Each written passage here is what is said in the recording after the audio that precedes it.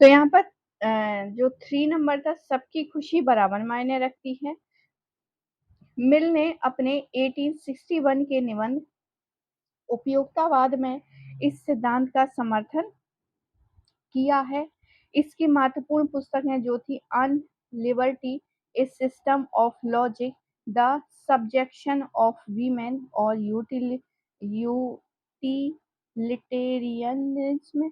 शुरुआती अर्थशास्त्रियों में डेविड रिकार्डो और एडम स्मिथ के सिद्धांतों पर विस्तार से मिल के अवसर लागत पैमाने की अर्थव्यवस्थाओं और व्यापार में तुलनात्मक लाभ जैसी आर्थिक अवधारणाओं को विकसित करने में मदद की है। तो ये जो है हिस्टोग्राफी से यूनिट 10 से क्वेश्चन था।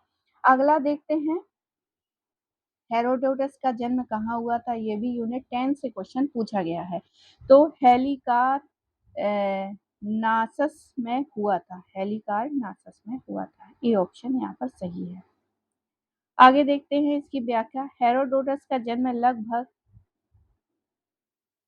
485 ईसा पूर्व में ग्रीक शहर हेलिकार नासस में हुआ था, जो एशिया माइनर के दक्षिणी पश्चिमी तट पर एक जीवंत वाणिज्यिक केंद्र था। हेरोडोटस एक ग्रीक लेखक और भूगोलवेत्ता थे और जिन्हें पहले इतिहासकार होने का श्रेय भी दिया जाता है। 425 ईसा पूर्व के आसपास उन्होंने अपनी महान कृति ग्रीको फारसी युद्धों का एक लंबा लेखा जोखा प्रकाशित किया। इतिहास का ग्रीक शब्द में अर्थ है पूछना, पूछताछ करना। इसके पहले किसी भी लेखक ने अतीत का इतना व्यवस्थित गहन अध्ययन नहीं किया था। हेरोडोटस का इतिहास का पिता कहा जाना जाता है तथा 5वीं सदी ईसा पूर्व में हिस्टोरिका नामक पुस्तक की रचना, जिसमें भारत और फारस के संबंधों का वर्णन है। आगे देखते हैं, लेनी रिफेंस्टॉल की फिल्म टॉयड ऑफ द विल निम्नलिखित में से किससे संबंधित है? तो नाजी से संबंधित है, नाजी से संबंधित है। आगे देखते हैं, ट्रायम्फ ऑफ द विल 1935 की जर्मन नाची प्रचार फिल्म है एवं इसका निर्देशन व संपादन लेनी रिफेंस्टॉल ने किया है। इस फिल्म में न्यूनबर्ग के 1934 के नाजी पार्टी कांग्रेस का इतिहास है। इसमें 7 लाख से भी अधिक नाजी समर्थकों ने भाग लिया था। इसमें हिटलर, रुडोल्फ हेस और जूलियस स्टीचर सहित कांग्रेस में नाजी नेताओं द्वारा दिए गए भाषणों के अंश शामिल हैं। इसका प्रमुख विषय हिटलर को नेता के रूप में एक महान शक्ति के रूप में जर्मनी में वापसी है। इस फिल्म में प्रथम विश्व युद्ध, वायसराय की संधि, चांसलर के रूप में हिटलर की नियुक्ति तथा उसकी न्यूरेमबर्ग की यात्रा से बीता हुआ समय दिखाया गया है। इस फिल्म में ने जर्मनी, फ्रांस और इटली में कई पुरस्कार जीते हैं।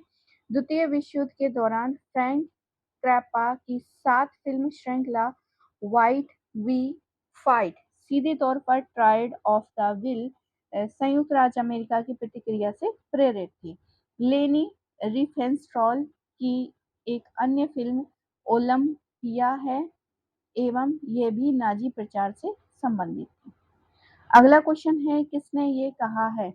काल्पनिक कृतियों के रूप में इतिहासकार की कृति और उपन्यास की कृति भिन्न नहीं होती है।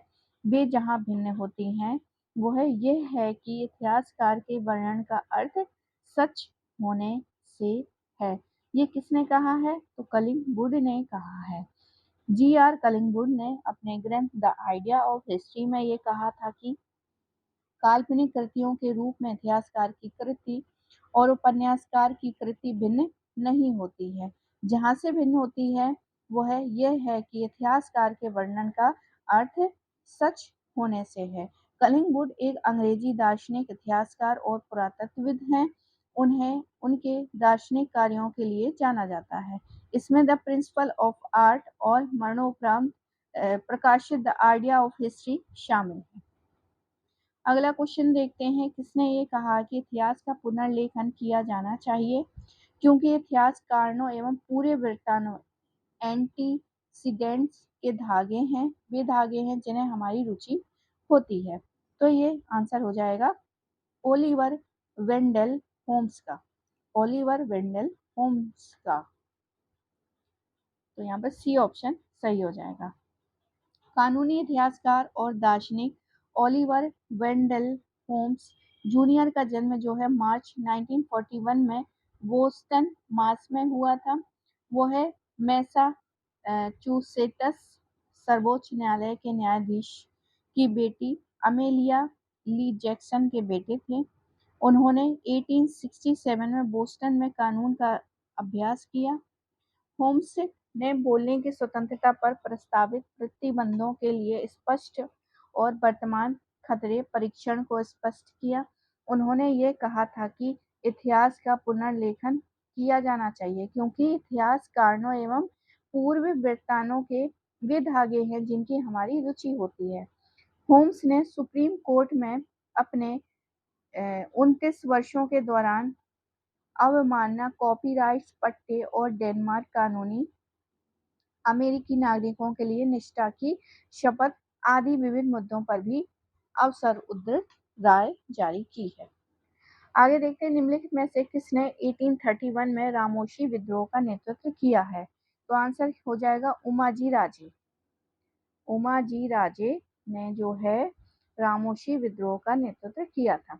पश्चिमी घाट में रहने वाले रामोशी जनजाति के लोग मराठा सेना व पुलिस के अधीनस्थ कर्मचारी थे।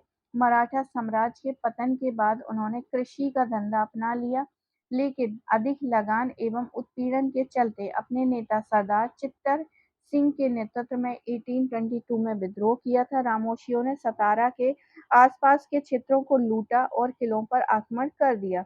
1825 से लेकर 26 में पुनः विद्रोह हुए और इस प्रदेश में 1829 तक अशांति रही और 1831 में रामोशी विद्रोह को नेतृत्व उमाजी राजे ने किया था। अंत में ब्रिटिश सरकार ने उन्हें भू अनुदान दिए व पहाड़ी पुलिस में भी भर्ती दी।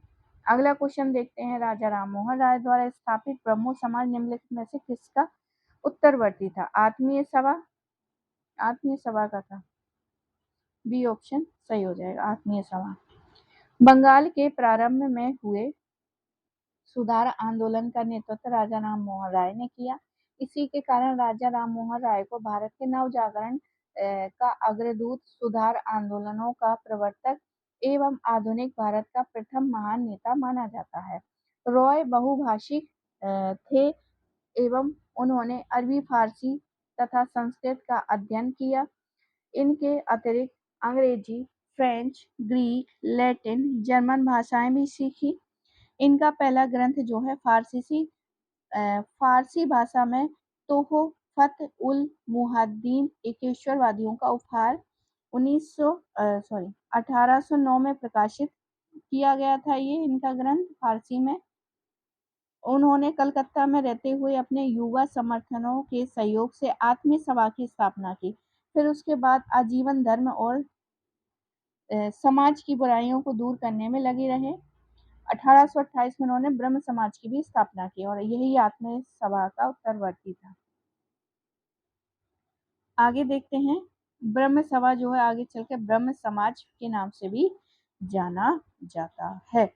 अगला क्वेश्चन है, मध्यकाल के दौरान तवारीख के संबंध में निम्नलिखित कथनों में से कौन सा कथन सही है? तो ये दरबारी तीव्रत थे। तवारीख बाबरनामा रोजमाचेदारियों पर आधारित नहीं है। फ्रांसीसी परंपरा राजतंत्रीय संस्थाओं से प्रभावित नहीं थी। ये स्मारक उपक्रम थे जिन्होंने अपनी पुस्तक के इतिहास को केंद्रीय विषय बनाया था। और यहाँ पर ये पैटर्न सल्लू साम्राज्य, यहाँ पर ए होगा, डी होगा और ई होगा, यानी ये पैटर्न जो है सल्जूक साम्राज्य के इतिहास द्वारा प्रभावित था। और डी है कि वे स्मारक उपक्रम थे जिसमें पुस्तक लेखन के लिए इतिहास लेखन को केंद्रीय विषय बनाया और कौन सा ऑप्शन था, और ए ऑप्शन, यानी भी दरबारी इतिवृत्ति थी। तो यहाँ पर डी ऑप्शन हमारा सही हो जाएगा। मध्यकाल के दौरान तारीख यानी कि एक वचन, तवारीख बहुवचन है, जो सुल्तानों के शासन काल में प्रशासन की भाषा फारसी में लिखे गए हैं। यह एक दरबारी इतिवृत्त है।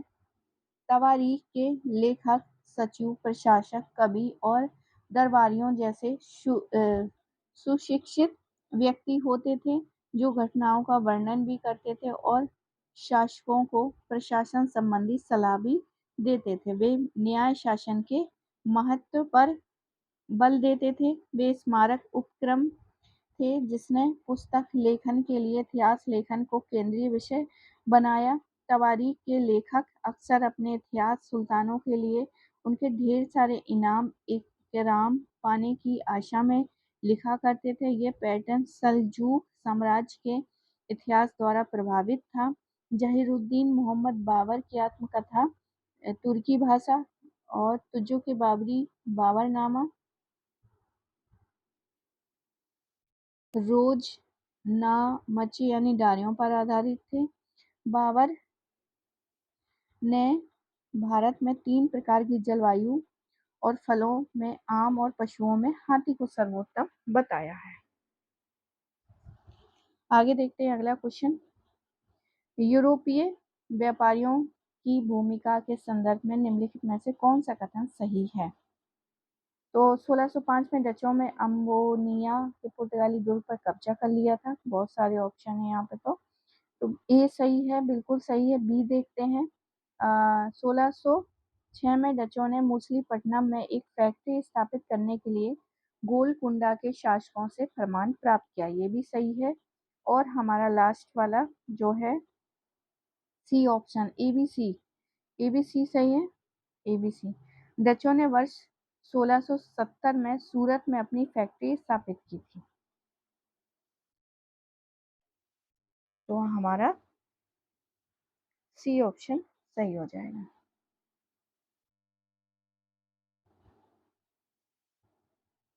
आगे देखते हैं, व्याख्या देख लेते हैं।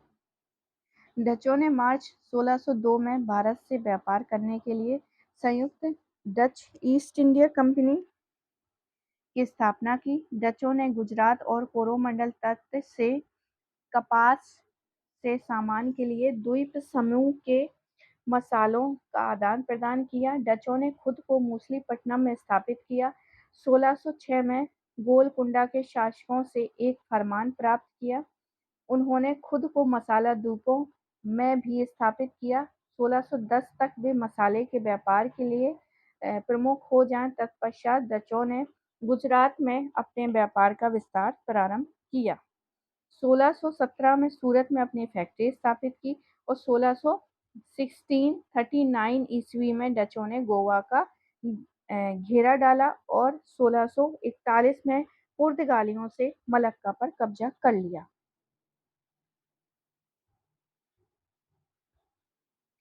और 1653 में चिनसुरा और 1658 में श्रीलंका से पुर्तगालियों को निकाल दिया। अंग्रेजों ने सूरत में 1613 में पहली स्थायी फैक्ट्री स्थापित की, जबकि 1611 में मछलीपट्टनम में अपनी फैक्ट्री स्थापित कर चुके थे।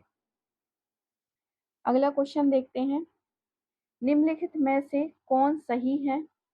तो यहाँ पर कौन सही है ये बताना है। तो यहाँ पर जो है बी ऑप्शन यहाँ पर सही होता है, ए, बी और ई। तो ए देखते हैं। वायु पुराण में वाकटक राजवंश के संस्थापन उनके पुत्र प्रवीर के बारे में संकेत मिलते हैं। तो ये सही हो जाएगा।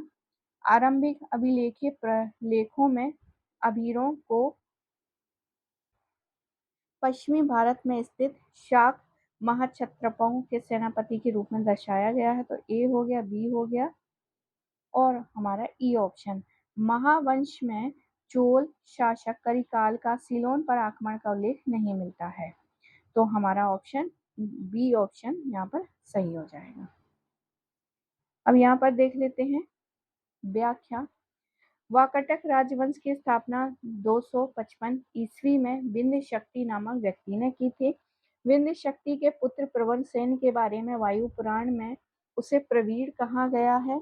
प्रवरसेन जो है वाकाटक शासकों में सम्राट की उपाधि धारण करने वाला एकमात्र शासक था। पुराणों के मतानुसार 7 के पश्चात 10 अभीर शासक हुए जिन्होंने 67 वर्षों तक शासन किया था तथा आरंभिक उल्लेखनीय प्रलेखों में अभीरों को पश्चिमी भारत में स्थित शक क्षत्रपों के सेनापति के रूप में दर्शाया गया। इक्ष्वाकु वंश के शासकों की राजधानी नागार्जुनी कोंडा विजयपुरी थी और पुराणों में इस वंश को श्री पर्वतीय प्रारंभ में श्री पर्वत के निवासी तथा आंध्र भ्रात कहा गया है। कुछ अनुश्रुतियों में चोल शासक करिकाल की सिंघल सिलोन विजय का वृतांत मिलता है, लेकिन महावंश में करिकाल का सिलोन पर आक्रमण का उल्लेख नहीं करता है। आगे देखते हैं अगला क्वेश्चन, निम्नलिखित में से कौन सा सही है। तो फिर से ऑप्शन है, स्टार्टिंग में जो पेपर था तो वो क्या था, 4 ऑप्शन थे। 4 ऑप्शन में कोई एक ऑप्शन आपको लगाना था। अब यहाँ पर जो है बहुत सारे ऑप्शन है ABCDE और इसमें से आपको लगाना है कि कौन कौन से सही हैं। तो पहला वाला जो था 4 में से एक चुनना था, वो इजी था। और अब जो है यहाँ पर इस तरह से क्वेश्चन है, तो एग्जाम में क्वेश्चन के प्रकार भी इसी तरह से आते हैं, पर जब हम एग्जाम देते हैं तो इस तरह से नहीं है कि जो 4 ऑप्शन है वो पहले पहले आ जाएं, ऐसा नहीं है, तो मिले जुले आते हैं। तो यहाँ पर देखते हैं अगला क्वेश्चन, निम्नलिखित में से कौन सा सही है। तो यहाँ पे तो बहुत सारे हैं, तो पहले आंसर देखते हैं और फिर उसको हम देखते हैं कि क्या। तो यहाँ पर तो आंसर ही सही नहीं है, तो इसको छोड़ देते हैं। आगे देखते हैं निम्नलिखित में से कौन सा सही है। तो नागार्जुनी कोंडा, सी ऑप्शन यहाँ पर सही हो जाता है। ABC यहाँ पर गलत है, बाकी यहाँ पर सारे सही है। तो एक बार देख लेते हैं, नागार्जुनी कोंडा अभिलेख से वर्ष 200 278 ईस्वी की तिथि प्राप्त होती है। नागार्जुन कोंड अभिलेख में देव परम देव की छवि के प्रति समर्पण के भाव का उल्लेख मिलता है। सी ऑप्शन गलत था, जिसको हम हटा देते हैं, सी ऑप्शन गलत था। और बाकी नागार्जुन कोंडा अभिलेख जो है सर्वोच्च ईश्वर का आदि पुरुष के रूप में उल्लेख करता है और नागार्जुन कोंडा अभिलेख ईश्वर का रूमबर भाव के रूप में वर्णित करता है। यहाँ पर सी ऑप्शन सही हो जाएगा। व्याख्या देख लेते हैं। इक्ष्वाकु वंश की स्थापना कृष्णा गुंटूर क्षेत्र में श्री शांतमूल ने की थी। श्री शांतमूल ने, यहाँ से भी क्वेश्चन जो है आ चुका है कि इक्ष्वाकु वंश की स्थापना किसने की थी। अपनी स्वतंत्र सत्ता स्थापित करने के उपलक्ष्य में अश्वमेघ यज्ञ किया था। उसका पुत्र जो है मठरी पुत्र यानी वीर पुरुष दत्त हुआ। उसके अमरावती तथा नागार्जुन कोंडा के लेख मिलते हैं। नागार्जुन कोंडा लेख के अनुसार उसने उज्जैन के शक नरेश रुद्र भट्टारिका से विवाह किया था। नागार्जुन कोंडा लेख से वर्ष 200 278 की तिथि अंकित प्राप्त होती है, जो उसके राज्याभिषेक को दर्शाती है। इस लेख में देव परम देव की छवि के प्रति समर्पण के भाव का उल्लेख मिलता है। इक्ष्वाकु वंश के शासक को ब्राह्मण मत के पोषण थे, किंतु उनकी रानियां बौद्ध धर्म के अनुयायी थी। इसी लेख में सर्वोच्च ईश्वर का आदि पुरुष के रूप में उल्लेख मिलता है। इस वंश की राजधानी नागार्जुनी कोंडा प्राचीन नाम यानी कि विजयपुरी थी। नागार्जुनी कोंडा अभिलेख में ईश्वर को रूरमवर भाव के रूप में वर्णित करता है। अभीर वंश का संस्थापक ईश्वर सेन था, जबकि विशिष्टि पुत्र पुलिमावी सातवाहन वंश का शासक था। अगला क्वेश्चन है, नौकरों एवं दासों की स्थिति के संदर्भ में निम्नलिखित कथनों में से सही कथन लिखना है। सबसे पहला है, मोरलैंड ने ईस्ट इंडिया मोरलैंड ने India at the death of Akbar में दास्ता को विस्तार पूर्वक से निरूपण किया है। तो ए ऑप्शन जो है वो तो यहाँ पर सही हो जाएगा। आगे देखते हैं बी ऑप्शन। फिरोज तुगलक एकमात्र शासक था जिसने दासों को निर्माण के उद्देश्य से प्रयुक्त किया, तो बिल्कुल सही है। पुर्तगालियों ने व्यापक पैमाने पर दासों की नियुक्ति की थी। जेदा के तीर्थ जहाज दास व्यापार में लिप्त नहीं थे। तो यहाँ पर ए बी सी यहाँ पर सही हो जाएगा, बाकी यहाँ पर ई तो बिल्कुल गलत है। तो यहाँ पर बी ऑप्शन सही हो जाएगा। व्याख्या देखते हैं। 50 क्वेश्चन ही करेंगे इस वाले उसमें, बाकी के 50 जो है हम अगले वीडियो में कवर करेंगे। तुगलक वंश के शासक फिरोज शाह तुगलक को गुलामों का शौक था। अफीम के अनुसार अफीफ के अनुसार उसके पास 80,000 गुलाम थे। फिरोज शाह के गुलामों के लिए एक पृथक विभाग दीवान बंदगान की स्थापना की थी। दीवान बंदगान में 12,000 गुलाम शिल्पियों के रूप में कारखानों में काम करते थे। इतिहासकार मोरलैंड ने अपनी पुस्तक India at the death of Akbar में दास्ता को विस्तार पूर्वक से निरूपित किया है। अकबर ने जीते गए युद्ध में बनाए गए बंदियों को दास बनाने की प्रथा को अस्वीकृत कर दिया तथा साथ ही साथ 1562 में दास प्रथा पर प्रतिबंध भी लगा दिया। भारत में अपेक्षा विदेशों में मध्यकाल के दौरान दास प्रथा कठोर थी। पुर्तगालियों ने व्यापक पैमाने पर दासों की नियुक्ति करते थे। औपनिवेशिक प्रसार के कारण पुर्तगालियों की जनसंख्या घटती जा रही थी, जिसके कारण 16वीं सदी में पुर्तगाल में दासों की मांग निरंतर बढ़ती जा रही थी। अब देखते हैं 47वां क्वेश्चन। तो यहाँ पर भी वही है, बहुत सारे ऑप्शन हैं और उसमें से हमको सही बताना है। तो सही में से जो होगा वो होगा हमारा ए, बी और डी। तो पुरंदर की संधि से है। तो पुरंदर की संधि से संबंधित शिवाजी द्वारा जीती गई 35 किलों में से 23 किले बिल्कुल सही है। ए ऑप्शन बिल्कुल सही हो जाएगा। वापस किए गए किलों में से प्रति वर्ष 4 लाख होड़ का राजस्व प्राप्त होता था। तो हमने देखा था यहाँ पर जो है ए ऑप्शन सही है और बी भी सही है। और डी ऑप्शन देखते हैं कि बीजापुरी कोंकणे के एक क्षेत्र शिवाजी को प्रदान किया गया था, तो ये भी सही है।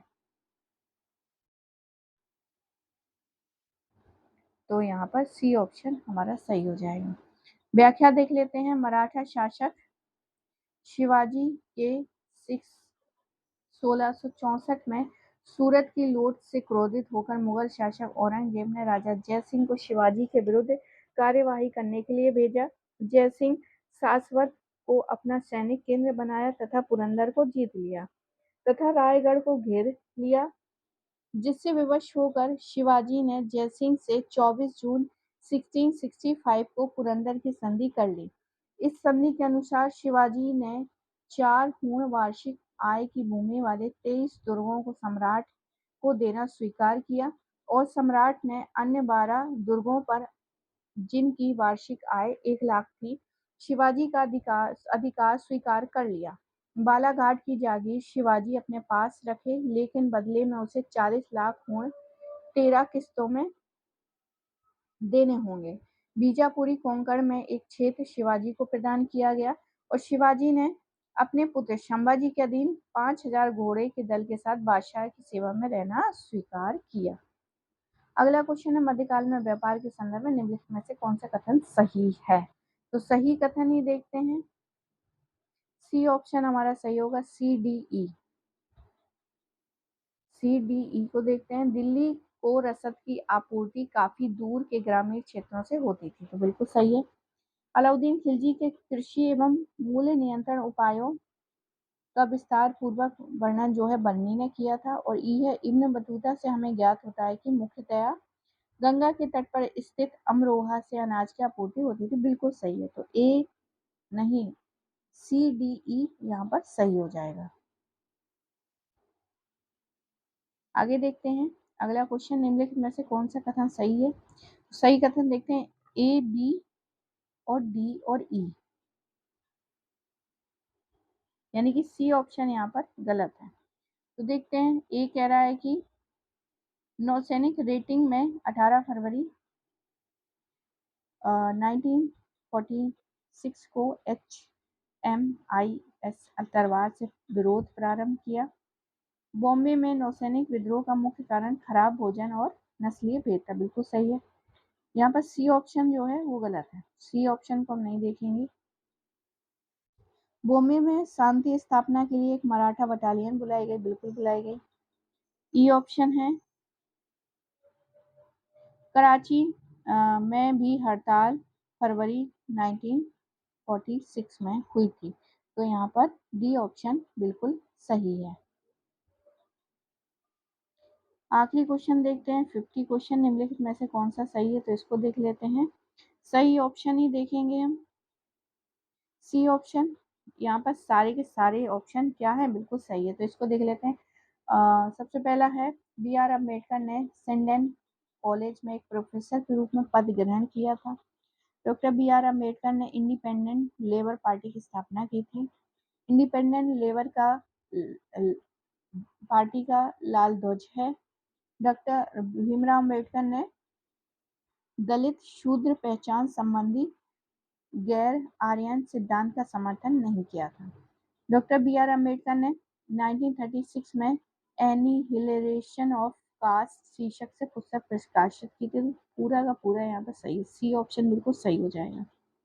तो ये थे हमारे 50 क्वेश्चन। आई होप आपको ये वीडियो पसंद आया होगा। पसंद आया हो तो प्लीज़ लाइक करें, शेयर करें, सब्सक्राइब करें।